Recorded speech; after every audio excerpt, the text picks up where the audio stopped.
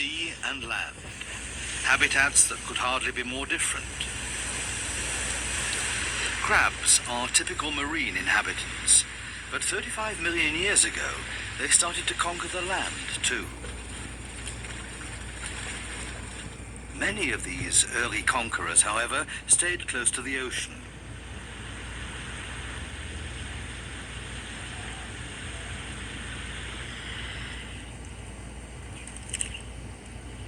But some became independent of the ocean and invaded distant, unusual habitats. On the Caribbean island of Jamaica, they colonized the mountainous rainforests deep in the heart of the island. In order to survive, they had to adapt rapidly to their new habitat and change their way of life, in particular their breeding pattern. Eventually, the Jamaica crabs became very successful conquerors. But what made them so successful?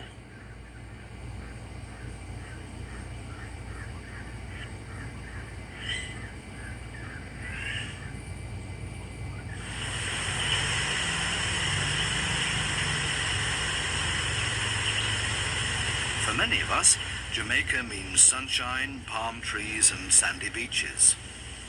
For the Taino, the first inhabitants of Jamaica, the name Jamica meant land of wood and water. Even today, in spite of vigorous deforestation, there are still parts of the island covered with rainforests, in which crystal clear brooks and rivers find their way to the ocean. Jamaica is the youngest of the West Indian islands.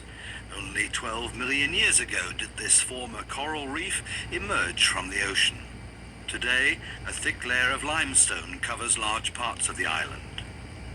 In the course of millennia, rain eroded the limestone, and thus a characteristic karst landscape developed.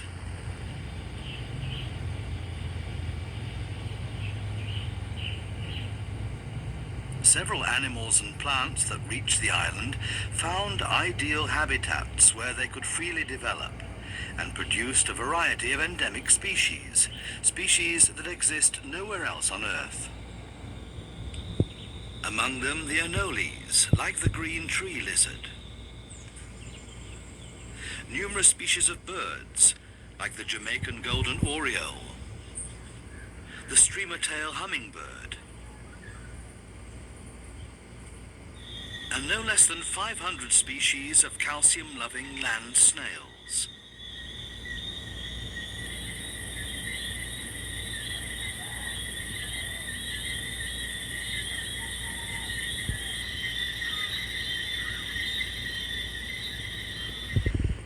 Island conquerors was an inconspicuous crab, which left the ocean about 4 million years ago and invaded the island.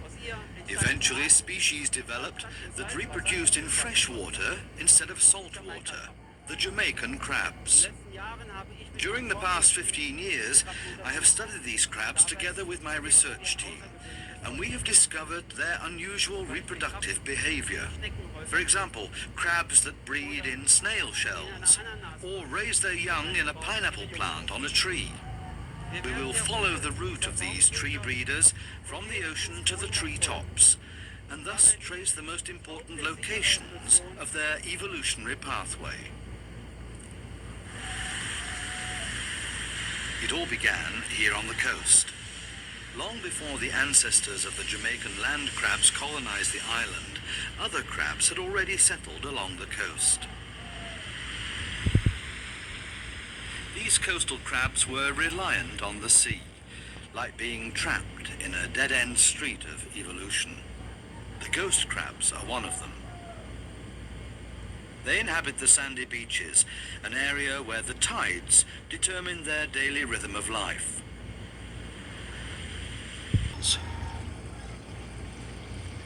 Often we find several crabs in such a chamber, a big male with his harem ladies.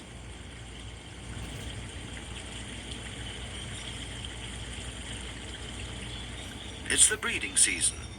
We come across many females with eggs. Their large eggs are rich in yolk. Later on, the larvae will feed on their yolk reserves while they develop well protected in the water-filled chamber.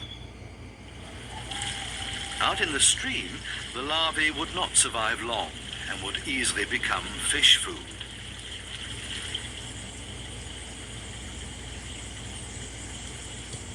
The mother returns with a millipede. After about 3 months, the juveniles are relatively large. The space in the snail shell becomes too small. Now it's time for them to depart and live on their own.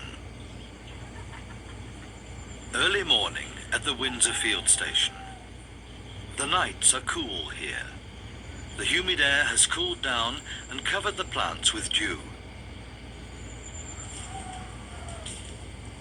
This time I'm on the track of a crab that, in the true sense of the word, reached the apex of the invasion from the sea onto land.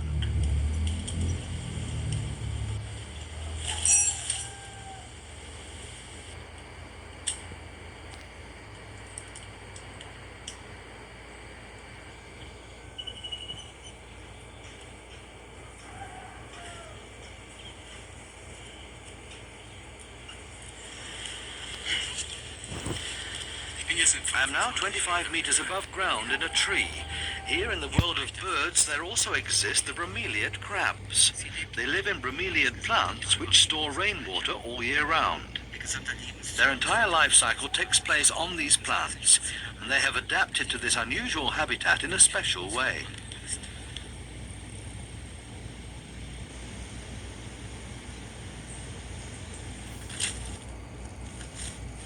On Jamaica, there are also large bromeliad plants on the ground.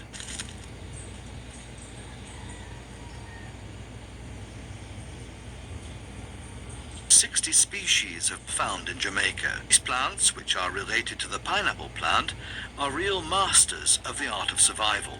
It turns it extremely acid, and therefore it becomes a lethal trap for the brood. House cleaning. First of all, she has to remove the leaves from the axil. She's building a nest of water in which the larvae and young crabs will shortly develop.